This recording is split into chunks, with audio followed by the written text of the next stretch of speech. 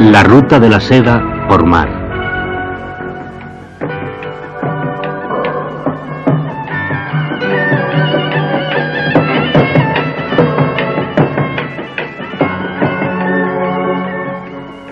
El barco de Sinbad.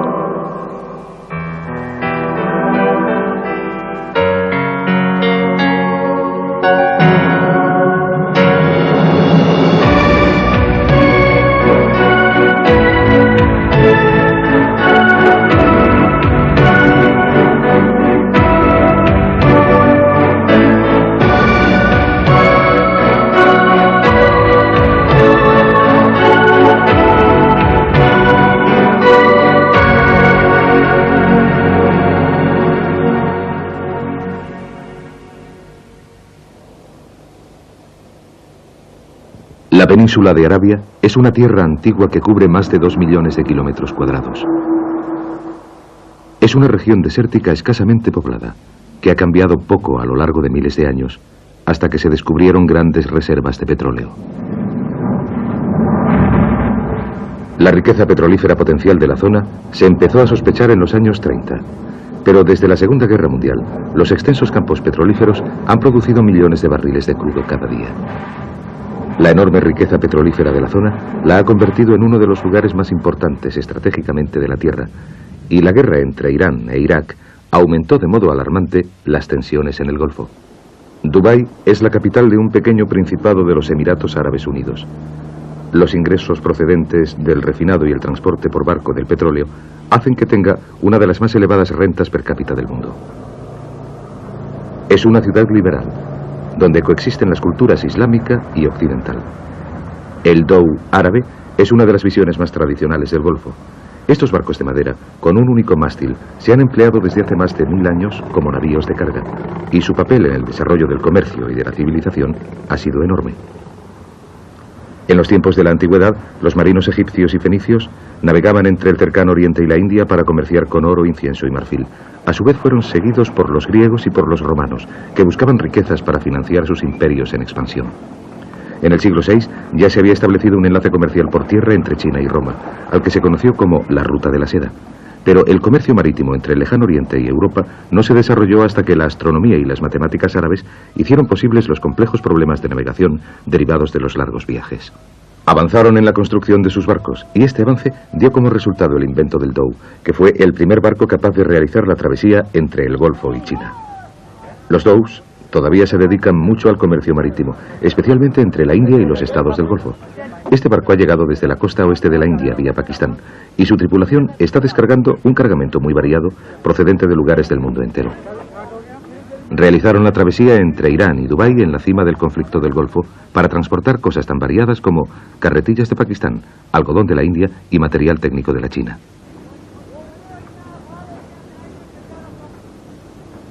A la vista de los peligros de navegar por el Golfo en un tiempo en que había barcos de guerra de 8 naciones patrullando la zona, le preguntamos al capitán qué problemas había tenido. Verá, nunca nos han atacado las fuerzas iraníes, ni ninguna otra tampoco. Ahora acabamos de traer verduras de Irán. En un buen día podemos realizar la travesía en 24 horas, pero el viento no era bueno y esta vez hemos tardado 3 días. Aunque Irán e Irak están en guerra, los dhows no se consideran blancos de ataque, y esta tripulación es bastante escéptica en cuanto a los peligros posibles. Este inmenso barco cisterna de bandera danesa fue una de las muchas víctimas de la guerra del Golfo.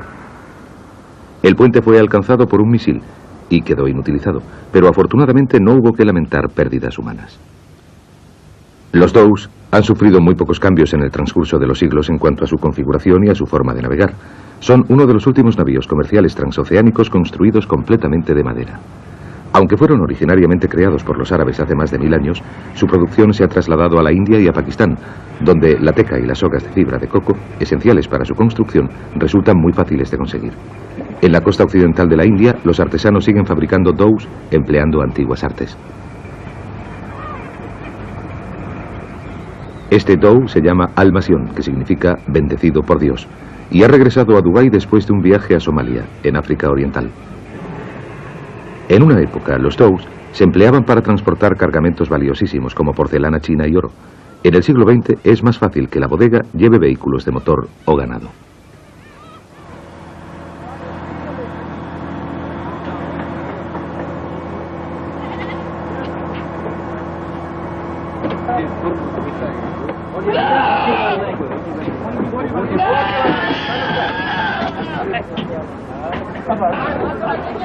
Una vez que han descargado el Almasión, es importante que quede listo para zarpar lo más rápidamente posible.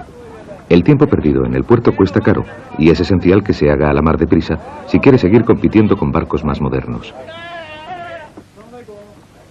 Para ver más a fondo el trabajo de los Dows, nuestro equipo de televisión subió a bordo para entrevistar al propietario y al capitán del barco. El propietario es el señor Ali Mohamed Youssef y, aunque solo tiene 27 años, ha creado ya un considerable imperio comercial que incluye intereses industriales y navieros tanto en el país como en el extranjero. El barco está capitaneado por el señor Mohamed Nasser Hassan, que ha trabajado en Dows desde hace más de 40 años. En su vida ha navegado 2 veces alrededor de la Tierra y ha conocido a gentes de todas las nacionalidades. Bromeaba acerca de su edad y decía que una vez había conocido al legendario Sinbad antes de admitir que tenía más de 50 años y que había disfrutado hasta el último minuto que había pasado en el mar. La tripulación, tímida ante la cámara, se compone de 9 hombres, provenientes de sitios tan lejanos como la India e Irán. Algunos de ellos han trabajado juntos desde que eran adolescentes y han pasado la mayor parte de sus vidas en el mar. Los Emiratos Árabes Unidos están compuestos por 9 países encabezados por Abu Dhabi y Dubái, que son, con mucho, los más ricos. Abu Dhabi tiene inmensas reservas de petróleo, mientras que la riqueza de Dubái se basa en la navegación, la refinación del petróleo y el comercio. Sus excelentes instalaciones portuarias han convertido a la ciudad en el centro de una gran zona comercial, y esto, combinado con su actitud liberal, la han hecho la base de muchos países extranjeros implicados en la industria del petróleo. Dubái tiene también un índice muy bajo de impuestos a la importación, lo que significa que la mayoría de los artículos de consumo son aquí más baratos que en ningún otro lugar del mundo. Marcas de lujo como Cartier, Rolex y Gucci se pueden encontrar en la ciudad aproximadamente a la mitad de su precio que en las capitales occidentales. Los productos electrónicos de Japón y del Lejano Oriente son también relativamente baratos y los viajeros de vuelos largos a menudo se detienen en Dubái para hacerse con alguna ganga. La ciudad es también famosa por un oro de alta calidad, rebajado, que atrae a comerciantes y compradores del mundo entero. Más del 70% de la producción del Oriente Medio y el 14% de la mundial se encuentran en Dubái. Esta espada tiene una vaina de oro de 24 quilates, incrustada con turquesas. Cada espada vale más de $100.000 USA y desde la subida del precio del petróleo en 1973 se han vendido 2 o 3 cada semana.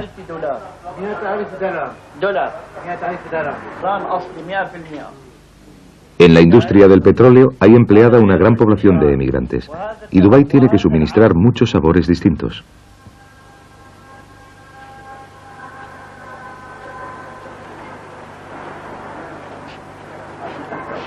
La ciudad es la más cosmopolita de la región y tiene una población de más de 280.000 habitantes, de los cuales solo el 20% es nativo de la Unión de Emiratos Árabes. En las horas punta, los canales que atraviesan la ciudad están llenos de gente que va y viene del trabajo a bordo de unos pequeños ferries con motor llamados Abras. Son un medio ideal de transporte en un país en el que la temperatura puede alcanzar más de 40 grados centígrados.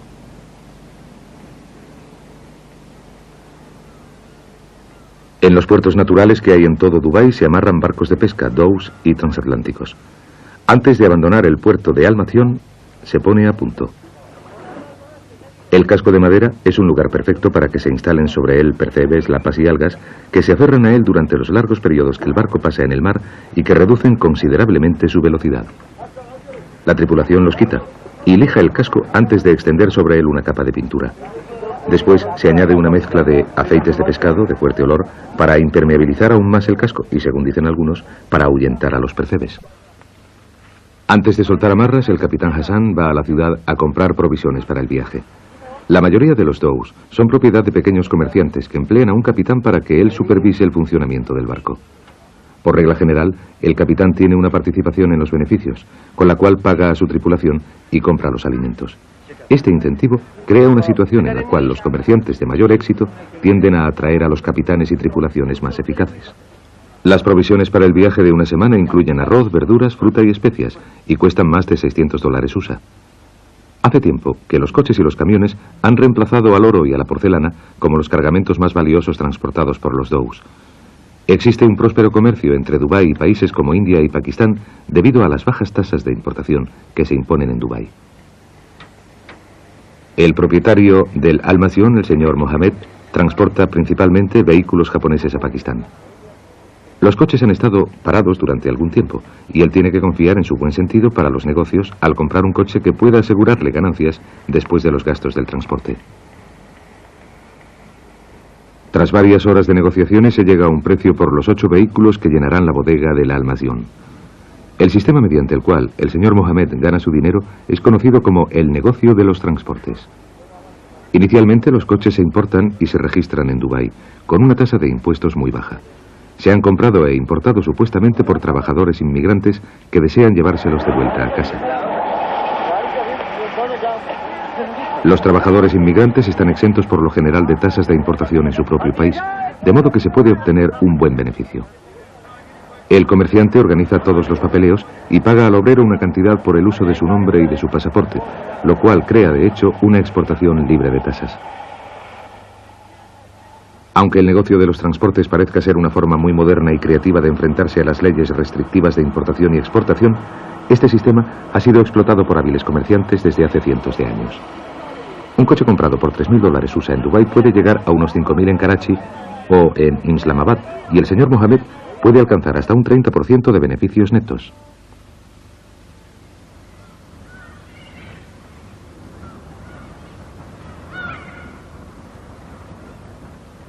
La tripulación trabaja rápido para subir a bordo el cargamento de coches y furgonetas, ya que una vez que se ha cerrado el trato, el barco debe partir hacia Karachi, para que el señor Mohammed pueda reducir sus importantes gastos. Después de 2 días en el puerto de Al-Masion, está listo para zarpar. Se espera que este navío de 300 toneladas realice la travesía hasta Pakistán en 7 días. Algunos dows dependen solo del impulso de sus velas, pero este barco tiene un pequeño motor diésel y unos tornos que reducen considerablemente el tiempo que tiene que pasar esperando cambios en las mareas y en los vientos. Sin la ayuda de un timonel, el capitán se ocupa del barco para hacerlo navegar a través del atareado puerto de Dubái. Esta es una de las etapas más difíciles de cualquier viaje, y el capitán tiene que confiar en la habilidad de su tripulación para que actúe rápidamente en equipo, caso de ser necesaria alguna acción evasiva. Mientras se abandona el puerto, la profundidad del agua se comprueba continuamente para que el barco no encalle en los bancos de arena de la zona. Una vez a salvo en alta mar, el capitán Hassan da la orden de desplegar las velas y la tripulación cobra vida para izar la vela mayor lo antes posible y ahorrar así el valiosísimo combustible de la nave. El viaje a Karachi es de más de 1000 kilómetros y el barco necesita una tripulación de 9 hombres para llegar hasta allí. Cuando los dows contaban solamente con la fuerza humana, un barco del tamaño del Al-Masion necesitaba una tripulación de 30 hombres para manejar la enorme vela y la caña del timón. Pero desde entonces, la mayor parte del excedente laboral ha sido empleado por la industria petrolífera.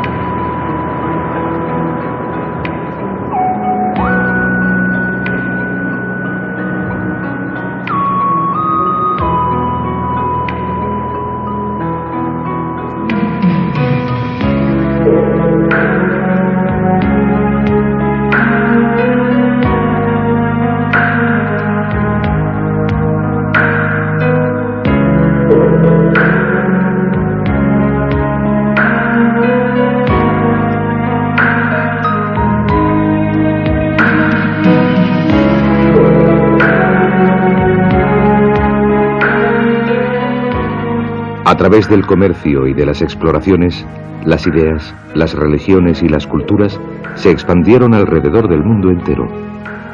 Se sabe que existían enlaces comerciales entre Roma y China mucho antes del nacimiento de Cristo. El camino transasiático conocido como la Ruta de la Seda se desarrolló gracias al comercio terrestre, pero los hallazgos arqueológicos encontrados en todo el mundo muestran que el mar era un vínculo igual de importante. En el siglo VIII, Bagdad era el centro del mundo musulmán, con una población de más de 2 millones de habitantes. El poderío de la ciudad estaba muy unido al comercio, y su acceso al mar la convirtió en el centro de una amplia región comercial que se extendía desde el Golfo Pérsico hasta las costas occidentales de la India. El capitán Hassan y la tripulación del Al-Masión vuelven a trazar la antigua ruta comercial desde el Golfo vía Dubái y Omán hasta el subcontinente indio y el puerto de Karachi.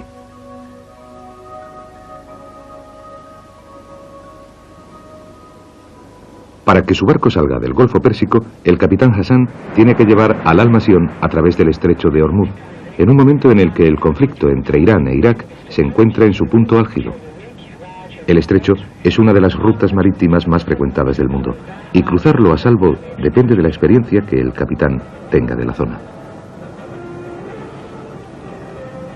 Los dhows raramente van equipados con radar o con sofisticados sistemas de ayuda para la navegación. El capitán se basa en unos mapas básicos, en su sextante, sus prismáticos y su experiencia. Gobernar un barco guiándose por el sol y por las estrellas es una antigua habilidad que fijaron los árabes cuando adelantaron la ciencia de las matemáticas. El capitán Hassan explica su sistema al equipo de televisión. En el mar hay que tener suerte, pero también es necesario tener habilidad y técnica. Yo tengo mi sextante y mis prismáticos. El sextante lo compré en Bombay y llevo usándolo hace más tiempo del que puedo recordar. Tengo que admitir que mis prismáticos son muy antiguos. Los compré en Tanzania y han resultado ser valiosísimos y siguen funcionando perfectamente. Los utilizo para mirar todos los barcos modernos de la zona. Este libro está lleno de números. Puede ayudarme a calcular mi posición en el mar en relación con el sol. Pero hace muchos años que navego por estas aguas y normalmente sé dónde estamos, aunque me alegro de llevar el libro a bordo. El Al-Masión está registrado en la Unión de Emiratos Árabes y antes de entrar en el estrecho de Hormuz se iza su bandera para identificar al barco, que también está navegando junto a las costas de Omán, en un esfuerzo para evitar que sea detectado por los iraníes. 2 horas después de zarpar del puerto de Dubái, el Al-Masión va a toda vela, avanzando muy bien. Los 2 timoneles son indios, y ambos marineros muy experimentados. El capitán Hassan habla árabe, persa, urdu, hindi y suajili, de manera que raramente hay problemas de comunicación entre la tripulación y él. Los hombres trabajan por turnos de 3 horas. Antiguamente se les habría dividido en 3 rangos, basándose en su pericia.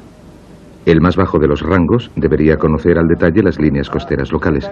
Los del segundo rango debían ser capaces de llevar el barco entre 2 puntos visibles, y los del rango más elevado se suponía que eran navegantes experimentados que podían gobernar el barco en mar abierto en cualquier condición climatológica. Una vez en el mar, el único contacto con tierra es a través de emisoras locales de radio que escuchan las tripulaciones como descanso y también para oír boletines meteorológicos urgentes. El barco carece de cabinas, de manera que el espacio para dormir está muy solicitado. Afortunadamente, el cargamento de minibuses proporciona excelentes lechos improvisados. Antes de irse a descansar durante unas pocas horas, el capitán da instrucciones al timonel y al vigía acerca del rumbo que debe seguir el Al-Masión.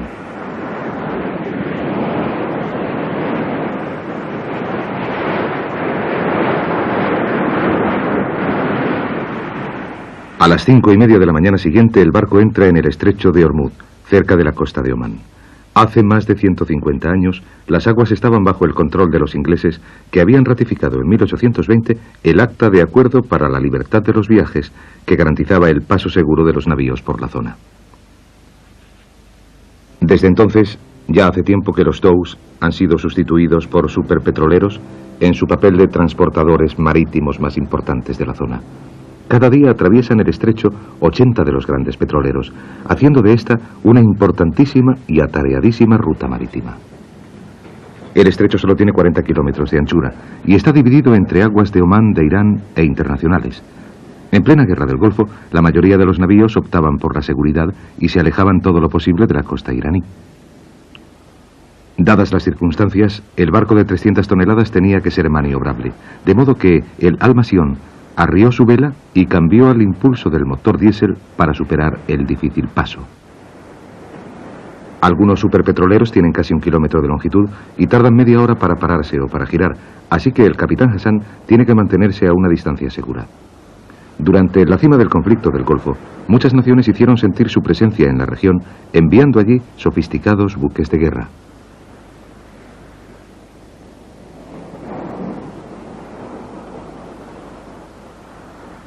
Buques de guerra estadounidenses, soviéticos, italianos, franceses y británicos fueron enviados al Golfo para asegurar el paso de unos suministros petrolíferos vitales para el resto del mundo. Pero su presencia hizo que la mayor parte de los capitanes de navíos pequeños se sintiesen muy tensos. El capitán y la tripulación del Almasión hacen todos los esfuerzos para llamar la atención lo menos posible y para permanecer dentro de las aguas de Omán. La mayoría de los buques de guerra de la zona eran dragaminas, con la misión de encontrar explosivos destinados a agujerear los superpetroleros que transportaban petróleo para intereses pro-iraquíes. Un error, en medio de este nivel de tensión, podía costarle muy caro al Almasión, y el capitán Hassan se encarga de navegar el barco desde proa. El timonel tiene que responder rápidamente a las órdenes del capitán y alejar al barco de la peligrosa flotilla de dragaminas que tiene órdenes de mantener su rumbo bajo cualquier condición. Históricamente, la tensión política no es nada nuevo en esta región. El estrecho de Ormuz ha sido siempre una ruta naviera de gran importancia estratégica. Hace más de 1000 años, los comerciantes marítimos se enfrentaban a piratas que trataban de saquear sus barcos. Para tranquilidad del capitán y de la tripulación, la flotilla y el Almasión se cruzan sin incidentes y el barco continúa su viaje hacia el sur. La guerra del Golfo estalló en septiembre de 1980, cuando Irak invadió Irán poco después de que el Shah hubiese sido depuesto y de que se crease el Consejo Revolucionario Islámico para gobernar Irán. Durante los 8 años en que bramó la guerra se perdieron más de 1 millón de vidas, y aunque Irán aceptó un tratado de paz apoyado por las Naciones Unidas el 18 de julio de 1988, la guerra del Golfo sigue teniendo terribles consecuencias.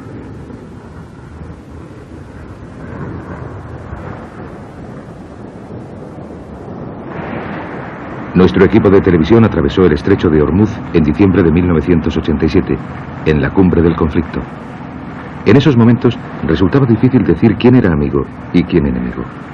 Este cañonero prestó una particular atención al barco y aconsejaron a los del equipo de televisión que nos escondiéramos. Los helicópteros han llegado a jugar un papel fundamental en la guerra moderna y en el Golfo se emplearon ampliamente para detectar minas y dirigir hacia ellas a los dragaminas. Después de 2 tensos días en el mar, el Almasión se aproxima a Mascate, la capital de Omán. Es una capital de una gran riqueza, aproximadamente a mitad de camino entre Bagdad y la India. El capitán Hassan es un devoto musulmán y practica su fe a diario para protegerse a sí mismo, a la tripulación y al barco. Él dice que donde quiera que esté, siempre puede encontrar la dirección de la Meca. Después de atravesar el estrecho de Ormuz, el Almasión puede apagar el motor y pasar a la navegación a vela para seguir hasta Mascate. Este puerto es uno de los favoritos de los marinos de la región. Está situado en el trópico de Cáncer y tiene un clima estupendo, además de que la ciudad está siempre llena de vida. Mascate significa en árabe el lugar en que las montañas caen al mar. La rocosa península ha sido siempre utilizada por los marinos como punto de referencia. En el siglo XVI, los colonos portugueses construyeron un castillo impresionante en los acantilados que hay encima del puerto para protegerse de los invasores. Cuando el Almasión llegó al puerto, acababan de traer a tierra una gran pesca de atunes. Las aguas costeras de Omán tienen grandes reservas de pescado, que desde hace siglos han sido vitales para el país. Una gran parte de las tierras interiores de Omán son un desierto árido, y sus gentes siempre han mirado hacia el mar como hacia una fuente alternativa de alimentos. La relación que tiene el país con el mar ha originado una población cosmopolita. Árabes, africanos e indios componen una nación de 1,5 millones de habitantes, gobernados por el sultán Qaboos ibn Said. Omán tiene una gran riqueza de asociaciones históricas unidas al mundo de la marinería. Los hallazgos arqueológicos sugieren que los antiguos marinos zarpaban desde sus costas hacia el oeste de la India, hace más de 2000 años, antes del nacimiento de Cristo. Y se cree que Sinbad el marino nació en la ciudad de Suhar, a 250 kilómetros al oeste de Mascat. El actual sultán es descendiente de la dinastía Al-Busaid, que se estableció aquí en el siglo XVIII tras una sucesión de conquistas marítimas. La ciudad de hoy en día está muy relacionada con el comercio, y los mercados callejeros están llenos de mercaderes de diferentes países que pelean entre sí por ganarse la atención de la muchedumbre. Una de las mejores exhibiciones la ofrece el vendedor de espadas, que hace una demostración de sus bienes con una gran dosis de humor.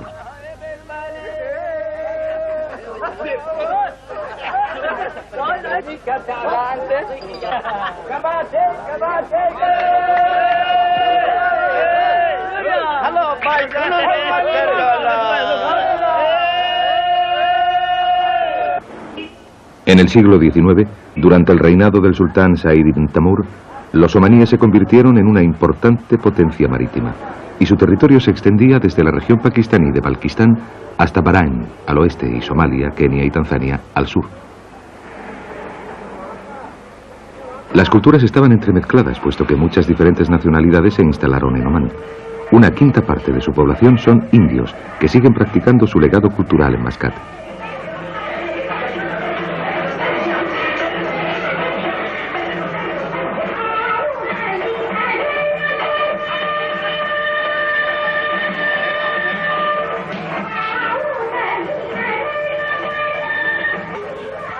El 14 de noviembre se celebra el nacimiento de Nehru, que fue el primero de los primeros ministros que tuvo la India, y los niños de una gran escuela india de la ciudad se han reunido para celebrar el día.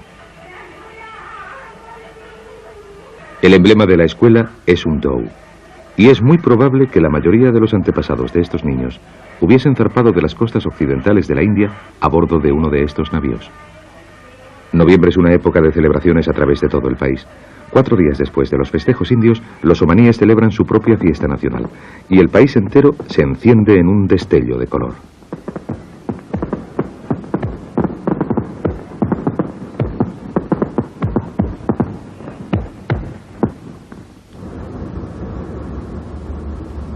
La fiesta nacional es un día festivo para la totalidad de la población, y miles de visitantes afluyen a Mascat para disfrutar de las luces y de la excitación que acompañan a esta época.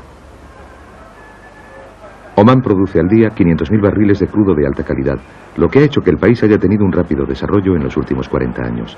Sin embargo, la tradición aún sigue ocupando su puesto, y muchos de los acontecimientos que tienen lugar durante las celebraciones reflejan la larga historia de Omán.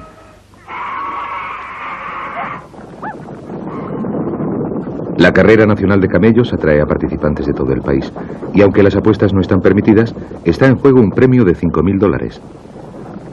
Los camellos no corren con grandes pesos sobre sus lomos, de modo que hacen de jockeys unos muchachos jóvenes que deben controlar a sus monturas a velocidades superiores a los 30 kilómetros por hora.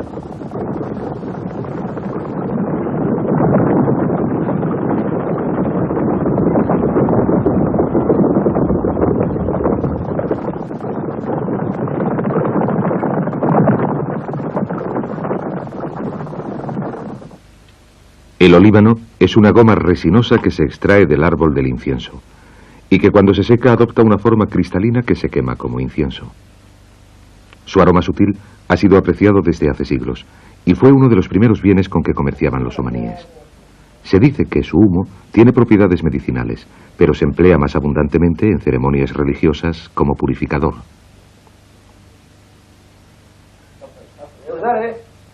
El día de la fiesta nacional la gente se pone sus vestidos más valiosos y se purifica de la cabeza a los pies con olíbano.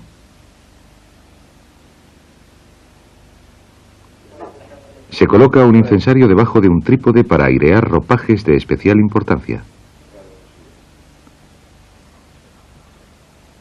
Esta es una faja ceremonial que se pliega y después se envuelve alrededor de la cintura. Se cree que es de origen hindú, y la cantidad de bordados elaborados y la calidad del tejido indican el estatus del que lo lleva, al igual que la daga que se encaja en su interior.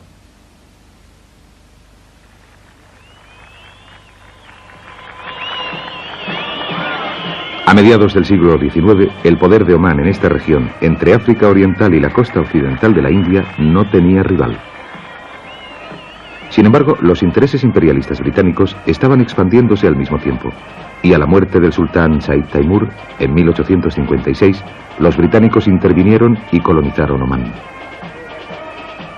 El actual sultán alcanzó el poder en Omán después de un golpe de estado incruento en 1970, el 18 de noviembre, y una vez al año se reúnen representantes de todos los grupos étnicos del país para celebrar la fecha.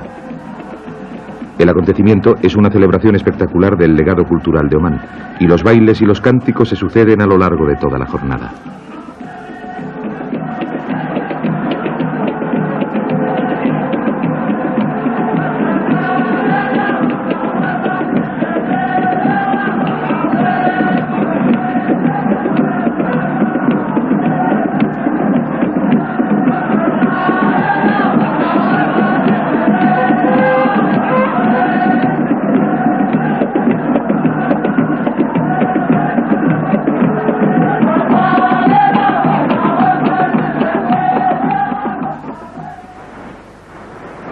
El Al-Masión se hace a la mar hacia Karachi, a través de una de las rutas marítimas más antiguas del mundo.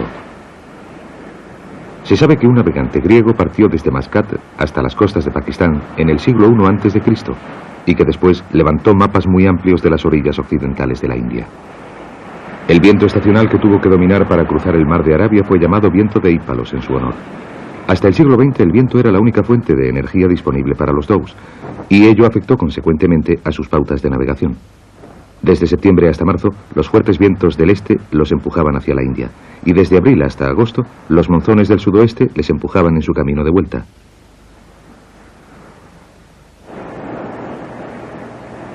En un largo viaje, contar con un pescado fresco para la cena supone un sustituto de la comida en conserva que se agradece mucho, y a menudo la tripulación consigue el éxito.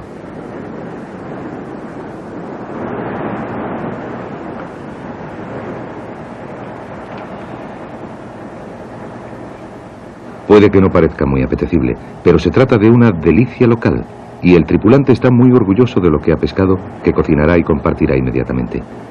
En el mar es siempre importante contar con un buen pescador. En el caso de que un barco se quede encalmado, los alimentos del mar tienen que mantener a la tripulación. En el Al-Masión la jornada comienza con una sesión de limpieza general en la que todo el mundo participa. El riesgo de infecciones por vivir en un lugar tan pequeño se reduce limpiando las zonas comunes con agua salada. El cepillo de dientes es un invento relativamente moderno, y el capitán prefiere limpiarse los dientes con un tallo de regaliz, que él considera más higiénico. El regaliz es un buen tónico general que mantiene sus dientes, su estómago, sus ojos y su mente en buen estado.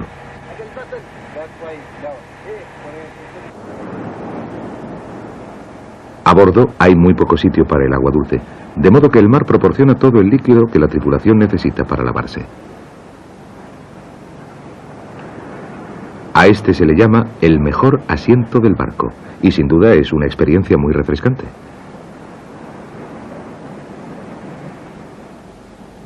El cocinero es una de las más importantes personas de a bordo, puesto que se espera que mantenga a todos con buena salud.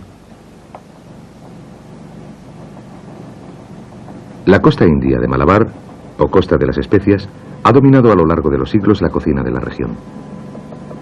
Coriandro, fresco, cardamomo, cilantro y pimienta se pueden conseguir inmediatamente y se emplean para preparar curris que hacen la boca agua. Mohamed es un indio que ha trabajado como cocinero en dhows desde hace más de 20 años. El menú de esta noche es cordero al curry, que es de hecho su primer plato habitual, en un repertorio que solo incluye arroz, pan y curry, pero la tripulación no se cansa nunca de la comida y jamás ha habido una queja. La cena se toma en comunidad y se añade limón fresco para darle gusto y para proporcionar vitamina C. La comida basada en el arroz llena el estómago y representa también un momento en el que la tripulación puede reunirse tras un duro día de trabajo.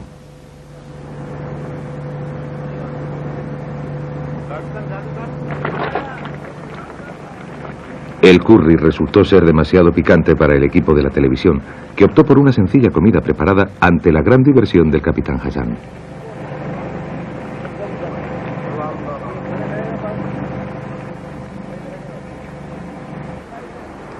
Cuando el tiempo es bueno, la tripulación aprovecha la ocasión para llevar a cabo las reparaciones necesarias y para charlar acerca de sus planes y de los seres queridos que se han quedado en casa.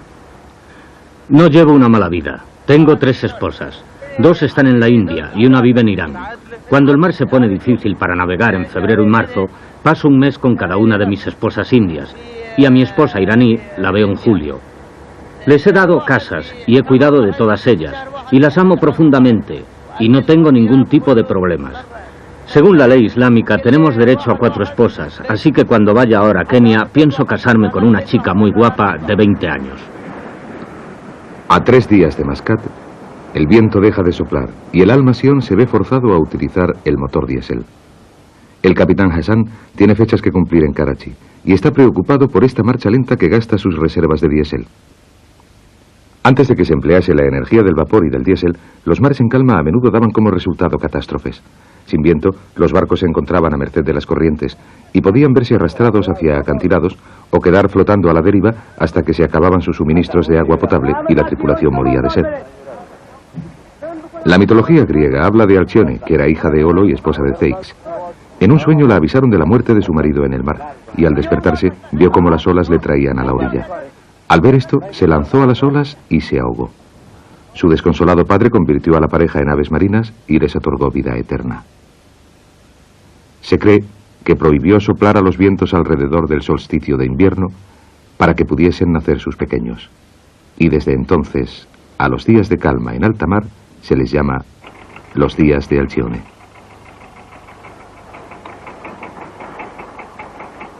Para aumentar los problemas del capitán Hassan, el motor empieza a fallar y se teme que pueda dejar de funcionar del todo.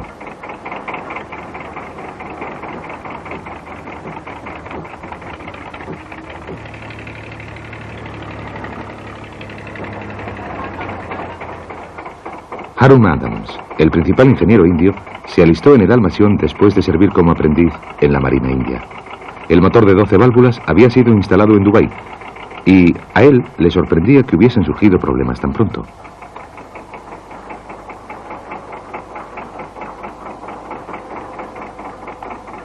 Harun es capaz de desarmar y de volver a montar el motor en alta mar si es necesario, pero parece que el problema es relativamente fácil de reparar. Después de algunas horas de angustia, el capitán está encantado de saber que el problema se ha resuelto y que el motor vuelve a funcionar a pleno rendimiento.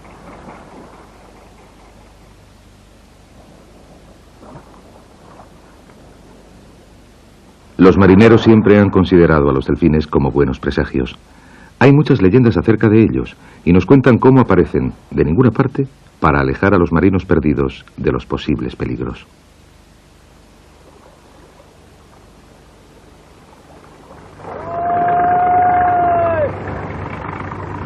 En un extraño encuentro, el Al-Sion se cruza con otro Dhow que regresa a Dubái desde la India.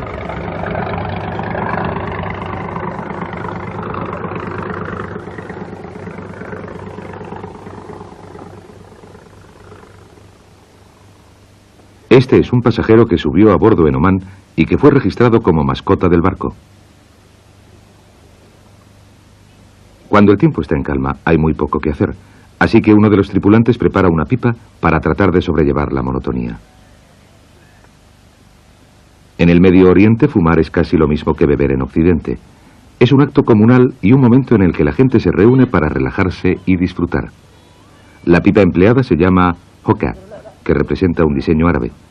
La base de la pipa se rellena con agua helada, que refresca el humo antes de que sea inhalado a través de un largo tubo.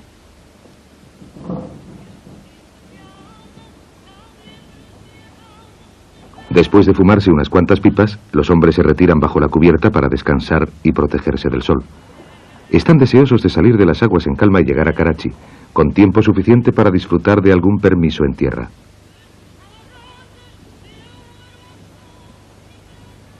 El tiempo en calma es un momento ideal para llevar a cabo algunas reparaciones. El poco envidiable trabajo de comprobar el mástil se deja a Anwal, el timonel, a quien pedimos que llevase consigo una pequeña cámara.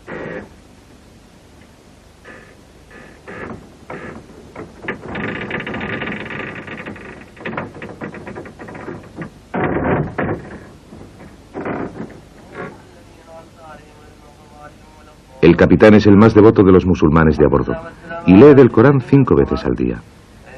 El libro es sagrado para los musulmanes del mundo entero y contiene las revelaciones orales de Mahoma recogidas después de su muerte.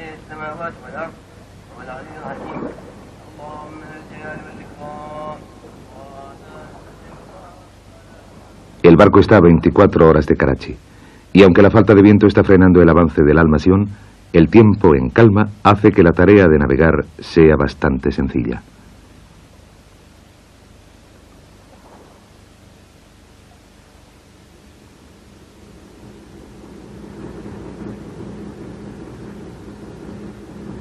El capitán Hassan y la tripulación están encantados de oír por la radio que hay fuertes vientos previstos para la mañana siguiente. Después de 36 horas de relativa inactividad, toda la gente de a bordo está deseando que se pueda volver a navegar a vela y a un paso más rápido. La tripulación comprueba que el cargamento está seguro y que la vela está lista para entrar en acción al día siguiente.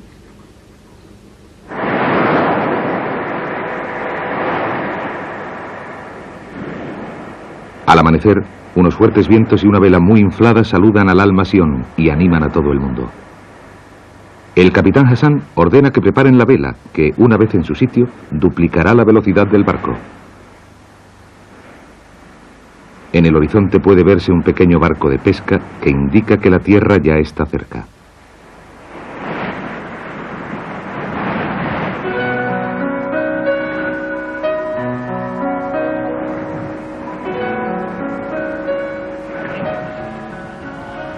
Se redoblan los esfuerzos y la vela es izada para impulsar al barco hacia el puerto de Karachi.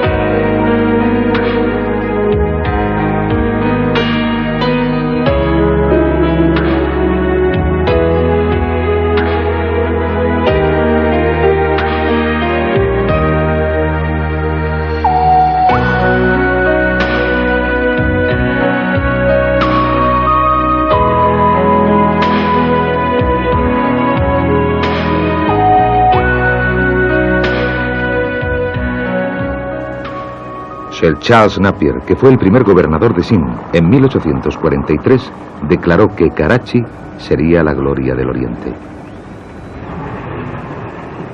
Hasta la conquista británica de la región, la ciudad era un aislado puerto de pescadores. Y a pesar del optimismo de Napier, siguió siendo relativamente poco importante hasta la independencia de la India en 1947.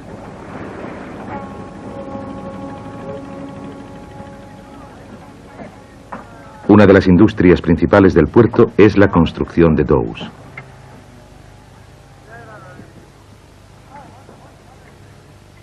Los dhows son unos de los últimos navíos comerciales construidos completamente de madera. La construcción de un dhow requiere una gran gama de habilidades y recursos.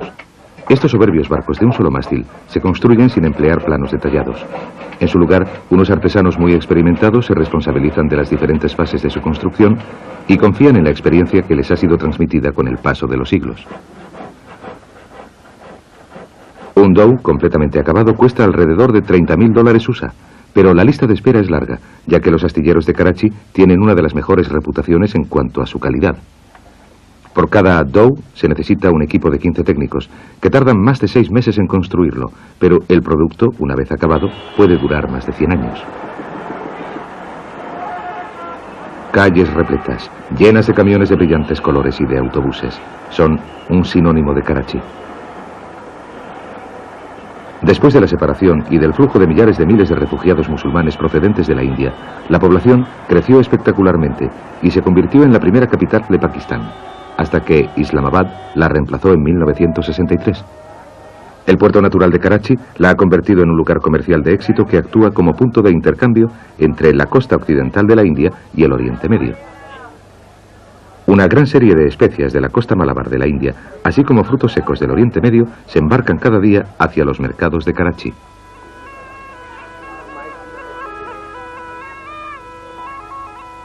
En contra de las creencias populares, es una mangosta y no la música lo que mantiene a raya a las mortíferas cobras.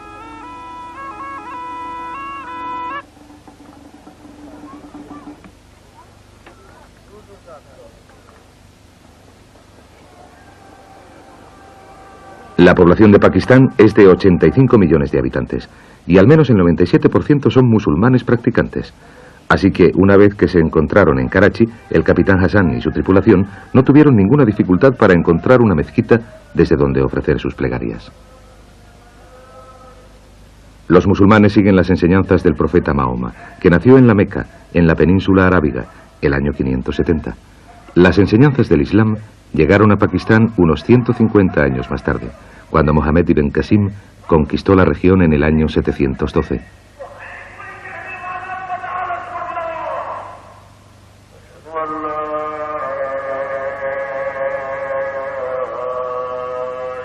Originariamente, una gran parte de la cultura musulmana se esparció por el mundo gracias a los comerciantes marítimos que abandonaron la península arábiga en sus viajes exploratorios. Hoy día, más de 600 millones de personas siguen la fe islámica, desde la costa oeste de África hasta las regiones más orientales de Indonesia. Se sabe que Ibn Qasim tomó tierra en el puerto de Banor, a 60 kilómetros al este de Karachi, en la desembocadura del río Indo. La ciudad tiene una gran riqueza de contactos históricos que datan de hace más de 1500 años. Y al igual que la ciudad de Karachi de hoy día, era un punto importante en el comercio entre Oriente y Occidente. Hay una serie de teorías que hablan del motivo de la invasión árabe del siglo VIII. Es posible que Ibn Qasim lanzase una invasión como represalia a los ataques de los piratas Sindhi a los barcos mercantes musulmanes.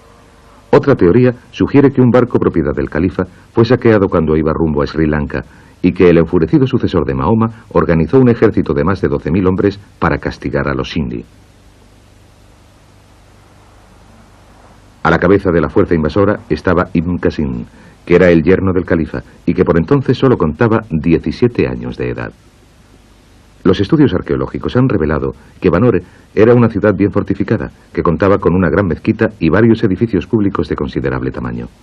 Al sur de la ciudad hay un muelle parcialmente sumergido en el que se han descubierto monedas que muestran que Banor tenía lazos comerciales con países musulmanes hacia el oeste y con otros países tan lejanos del este como China.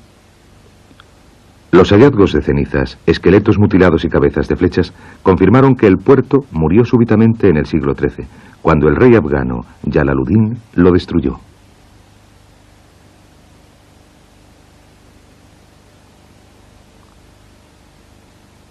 El puerto de Karachi se convirtió en el sucesor natural de Banor después de su destrucción. Es un puerto comercial y está dominado por dhows que recorren las más antiguas rutas comerciales del mundo. Tras desembarcar sus vehículos para la industria de los taxis de Karachi, el Al-Masyon es cargado con 10 toneladas de cebollas de cultivo local para su viaje de regreso a Dubái.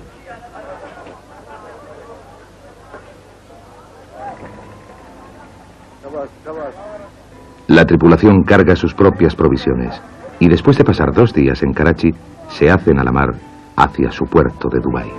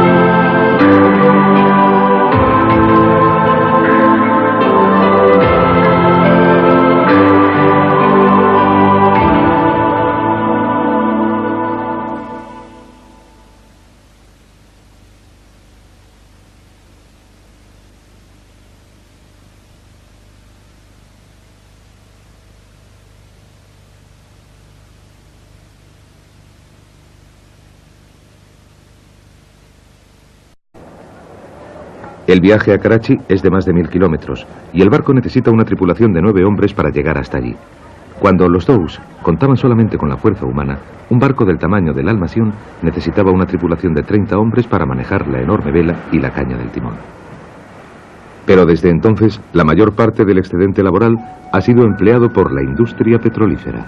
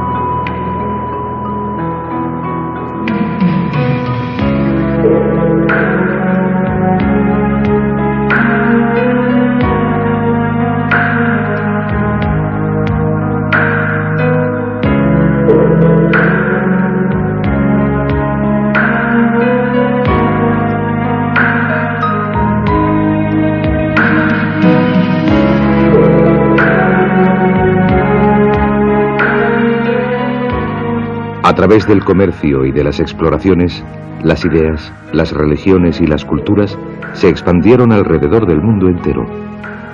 Se sabe que existían enlaces comerciales entre Roma y China mucho antes del nacimiento de Cristo. El camino transasiático conocido como la Ruta de la Seda se desarrolló gracias al comercio terrestre, pero los hallazgos arqueológicos encontrados en todo el mundo muestran que el mar era un vínculo igual de importante. En el siglo VIII, Bagdad era el centro del mundo musulmán, con una población de más de 2 millones de habitantes. El poderío de la ciudad estaba muy unido al comercio, y su acceso al mar la convirtió en el centro de una amplia región comercial que se extendía desde el Golfo Pérsico hasta las costas occidentales de la India. El capitán Hassan y la tripulación del Almación vuelven a trazar la antigua ruta comercial desde el Golfo vía Dubái y Omán hasta el subcontinente indio y el puerto de Karachi.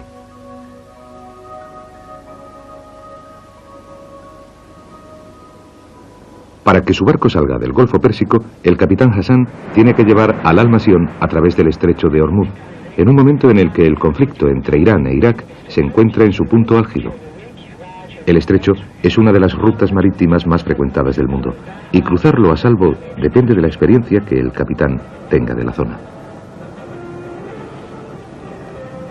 Los Dows raramente van equipados con radar o con sofisticados sistemas de ayuda para la navegación. El capitán se basa en unos mapas básicos, en su sextante, sus prismáticos y su experiencia. Gobernar un barco guiándose por el sol y por las estrellas es una antigua habilidad que fijaron los árabes cuando adelantaron la ciencia de las matemáticas. El capitán Hassan explica su sistema al equipo de televisión. En el mar hay que tener suerte, pero también es necesario tener habilidad y técnica. Yo tengo mi sextante y mis prismáticos. El sextante lo compré en Bombay y llevo usándolo hace más tiempo del que puedo recordar. Tengo que admitir que mis prismáticos son muy antiguos. Los compré en Tanzania y han resultado ser valiosísimos y siguen funcionando perfectamente. Los utilizo para mirar todos los barcos modernos de la zona. Este libro está lleno de números. Puede ayudarme a calcular mi posición en el mar en relación con el sol. Pero hace muchos años que navego por estas aguas y normalmente sé dónde estamos, aunque me alegro de llevar el libro a bordo. El Almación está registrado en la Unión de Emiratos Árabes y antes de entrar en el estrecho de Hormuz se iza su bandera para identificar al barco, que también está navegando junto a las costas de Omán, en un esfuerzo para evitar que sea detectado por los iraníes. 2 horas después de zarpar, uno de los últimos navíos comerciales transoceánicos construidos completamente de madera. Aunque fueron originariamente creados por los árabes hace más de 1000 años, su producción se ha trasladado a la India y a Pakistán, donde la teca y las sogas de fibra de coco, esenciales para su construcción, resultan muy fáciles de conseguir. En la costa occidental de la India, los artesanos siguen fabricando dows empleando antiguas artes. Este dow se llama Almación, que significa bendecido por Dios, y ha regresado a Dubái después de un viaje a Somalia, en África Oriental. En una época, los dows se empleaban para transportar cargamentos valiosísimos como porcelana china y oro. En el siglo XX es más fácil que la bodega lleve vehículos de motor o ganado.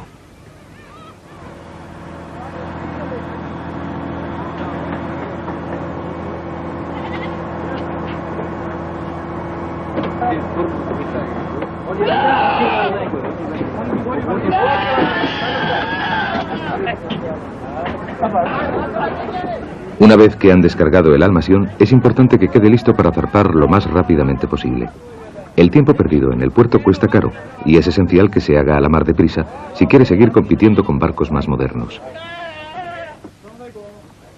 Para ver más a fondo el trabajo de los Dows, nuestro equipo de televisión subió a bordo para entrevistar al propietario y al capitán del barco. El propietario es el señor Ali Mohamed Youssef y, aunque solo tiene 27 años, ha creado ya un considerable imperio comercial que incluye intereses industriales y navieros tanto en el país como en el extranjero. El barco está capitaneado por el señor Mohamed Nasser Hassan, que ha trabajado en Dows desde hace más de 40 años.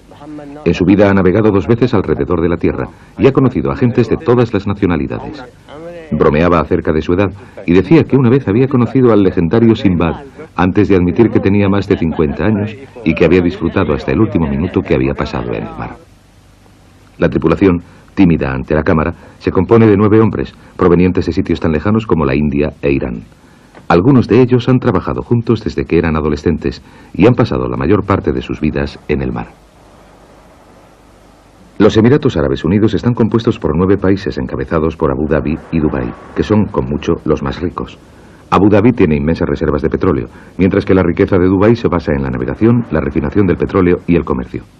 Sus excelentes instalaciones portuarias han convertido a la ciudad en el centro de una gran zona comercial, y esto, combinado con su actitud liberal, la han hecho la base de muchos países extranjeros implicados en la industria del petróleo. Dubái tiene también un índice muy bajo de impuestos a la importación, lo que significa que la mayoría de los artículos de consumo son aquí más baratos que en ningún otro lugar del mundo.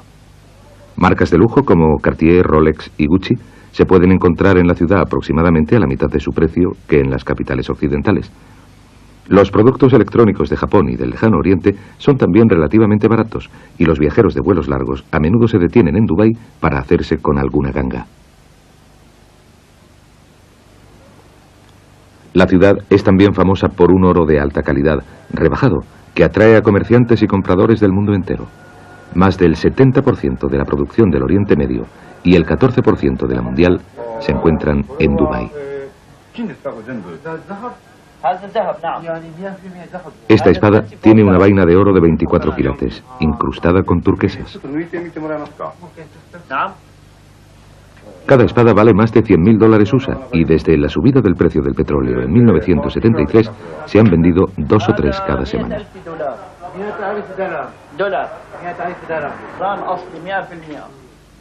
En la industria del petróleo hay empleada una gran población de emigrantes y Dubái tiene que suministrar muchos sabores distintos.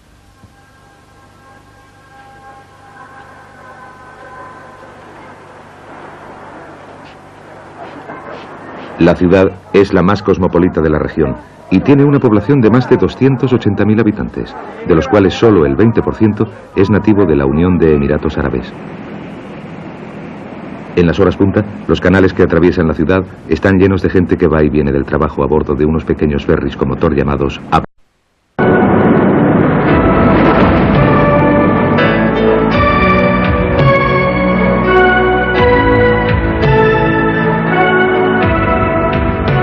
La ruta de la seda por mar.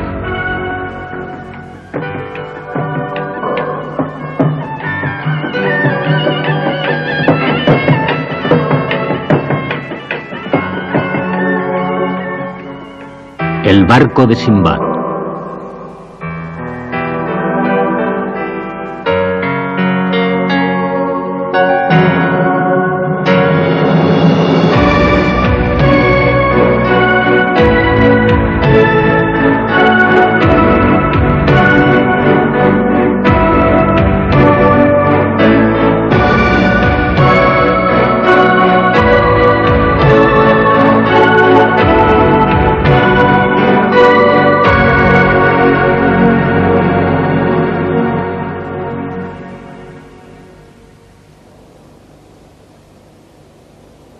La península de Arabia es una tierra antigua que cubre más de 2 millones de kilómetros cuadrados.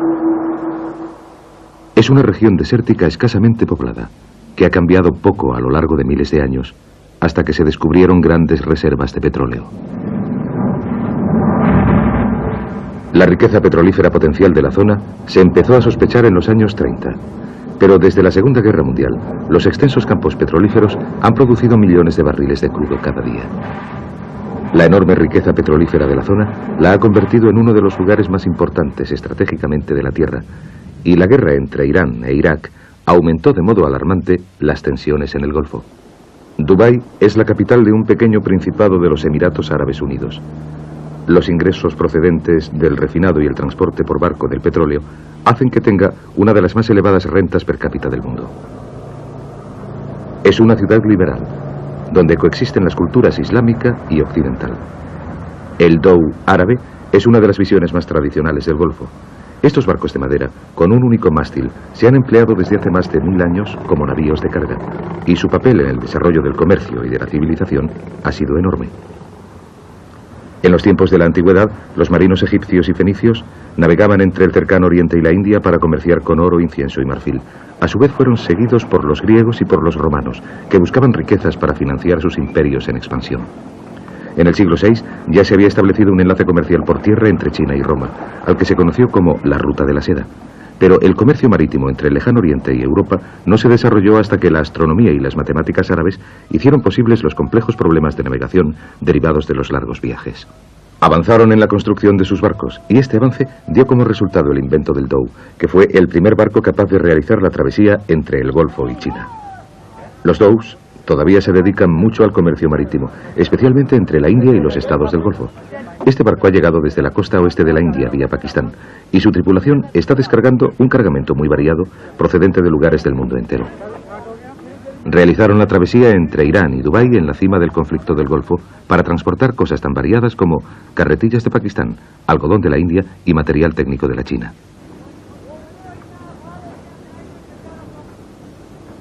A la vista de los peligros de navegar por el Golfo en un tiempo en que había barcos de guerra de 8 naciones patrullando la zona, le preguntamos al capitán qué problemas había tenido. Verá, nunca nos han atacado las fuerzas iraníes, ni ninguna otra tampoco. Ahora acabamos de traer verduras de Irán. En un buen día podemos realizar la travesía en 24 horas, pero el viento no era bueno y esta vez hemos tardado 3 días. Aunque Irán e Irak están en guerra, los dhows no se consideran blancos de ataque, y esta tripulación es bastante escéptica en cuanto a los peligros posibles. Este inmenso barco cisterna de bandera danesa fue una de las muchas víctimas de la guerra del Golfo. El puente fue alcanzado por un misil y quedó inutilizado, pero afortunadamente no hubo que lamentar pérdidas humanas. Los dhows han sufrido muy pocos cambios en el transcurso de los siglos en cuanto a su configuración y a su forma de navegar. Son un par del puerto de Dubái. El Al Masyon va a toda vela, avanzando muy bien. Los dos timoneles son indios, y ambos marineros muy experimentados. El capitán Hassan habla árabe, persa, urdu, hindi y suajili, de manera que raramente hay problemas de comunicación entre la tripulación y él. Los hombres trabajan por turnos de 3 horas. Antiguamente se les habría dividido en 3 rangos, basándose en su pericia. El más bajo de los rangos debería conocer al detalle las líneas costeras locales. Los del segundo rango debían ser capaces de llevar el barco entre 2 puntos visibles, y los del rango más elevado se suponía que eran navegantes experimentados que podían gobernar el barco en mar abierto en cualquier condición climatológica. Una vez en el mar, el único contacto con tierra es a través de emisoras locales de radio que escuchan las tripulaciones como descanso y también para oír boletines meteorológicos urgentes. El barco carece de cabinas, de manera que el espacio para dormir está muy solicitado. Afortunadamente, el cargamento de minibuses proporciona excelentes lechos improvisados. Antes de irse a descansar durante unas pocas horas, el capitán da instrucciones al timonel y al vigía acerca del rumbo que debe seguir el Al Masyon.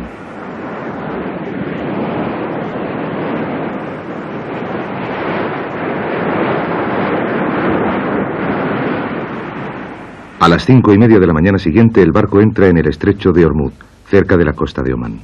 Hace más de 150 años, las aguas estaban bajo el control de los ingleses, que habían ratificado en 1820 el Acta de Acuerdo para la Libertad de los Viajes, que garantizaba el paso seguro de los navíos por la zona. Desde entonces, ya hace tiempo que los Dows han sido sustituidos por superpetroleros en su papel de transportadores marítimos más importantes de la zona. Cada día atraviesan el estrecho 80 de los grandes petroleros, haciendo de esta una importantísima y atareadísima ruta marítima. El estrecho solo tiene 40 kilómetros de anchura y está dividido entre aguas de Omán, de Irán e internacionales. En plena guerra del Golfo, la mayoría de los navíos optaban por la seguridad y se alejaban todo lo posible de la costa iraní. Dadas las circunstancias, el barco de 300 toneladas tenía que ser maniobrable, de modo que el Almasion arrió su vela y cambió al impulso del motor diésel para superar el difícil paso. Algunos superpetroleros tienen casi 1 kilómetro de longitud y tardan media hora para pararse o para girar, así que el capitán Hassan tiene que mantenerse a una distancia segura. Durante la cima del conflicto del Golfo, muchas naciones hicieron sentir su presencia en la región, enviando allí sofisticados buques de guerra.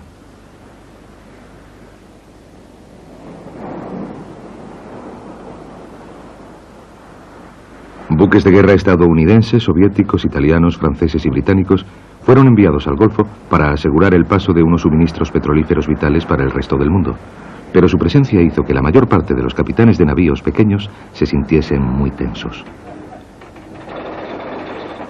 El capitán y la tripulación del Almasion hacen todos los esfuerzos para llamar la atención lo menos posible y para permanecer dentro de las aguas de Omán. La mayoría de los buques de guerra de la zona eran dragaminas, con la misión de encontrar explosivos destinados a agujerear los superpetroleros que transportaban petróleo para intereses pro-iraquíes. Un error, en medio de este nivel de tensión, podía costarle muy caro al Almasion, y el capitán Hassan se encarga de navegar el barco desde proa. El timonel tiene que responder rápidamente a las órdenes del capitán y alejar al barco de la peligrosa flotilla de dragaminas que tiene órdenes de mantener su rumbo bajo cualquier condición. Históricamente, la tensión política no es nada nuevo en esta región. El estrecho de Ormuz ha sido siempre una ruta naviera de gran importancia estratégica. Hace más de 1000 años, los comerciantes marítimos se enfrentaban a piratas que trataban de saquear sus barcos. Para tranquilidad del capitán y de la tripulación, las flotillas son un medio ideal de transporte en un país en el que la temperatura puede alcanzar más de 40 grados centígrados.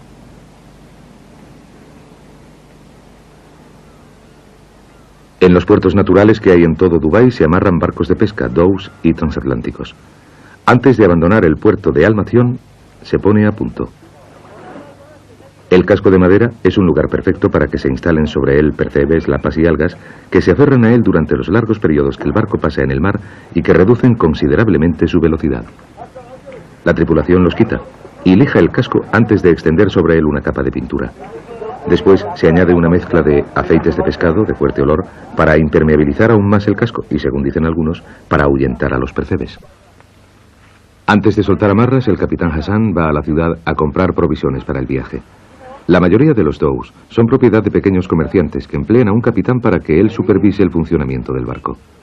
Por regla general, el capitán tiene una participación en los beneficios, con la cual paga a su tripulación y compra los alimentos.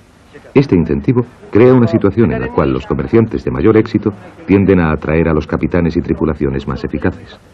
Las provisiones para el viaje de una semana incluyen arroz, verduras, fruta y especias, y cuestan más de $600 USA.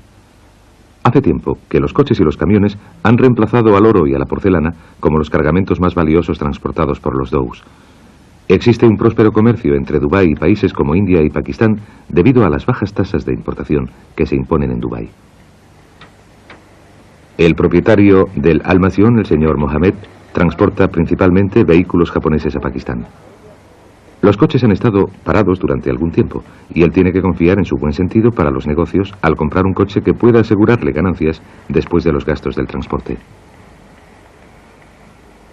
Tras varias horas de negociaciones se llega a un precio por los 8 vehículos que llenarán la bodega del Almasion. El sistema mediante el cual el señor Mohammed gana su dinero es conocido como el negocio de los transportes. Inicialmente los coches se importan y se registran en Dubái, con una tasa de impuestos muy baja. Se han comprado e importado supuestamente por trabajadores inmigrantes que desean llevárselos de vuelta a casa. Los trabajadores inmigrantes están exentos por lo general de tasas de importación en su propio país, de modo que se puede obtener un buen beneficio. El comerciante organiza todos los papeleos y paga al obrero una cantidad por el uso de su nombre y de su pasaporte, lo cual crea de hecho una exportación libre de tasas. Aunque el negocio de los transportes parezca ser una forma muy moderna y creativa de enfrentarse a las leyes restrictivas de importación y exportación, este sistema ha sido explotado por hábiles comerciantes desde hace cientos de años. Un coche comprado por $3.000 USA en Dubái puede llegar a unos 5.000 en Karachi o en Islamabad, y el señor Mohamed puede alcanzar hasta un 30% de beneficios netos.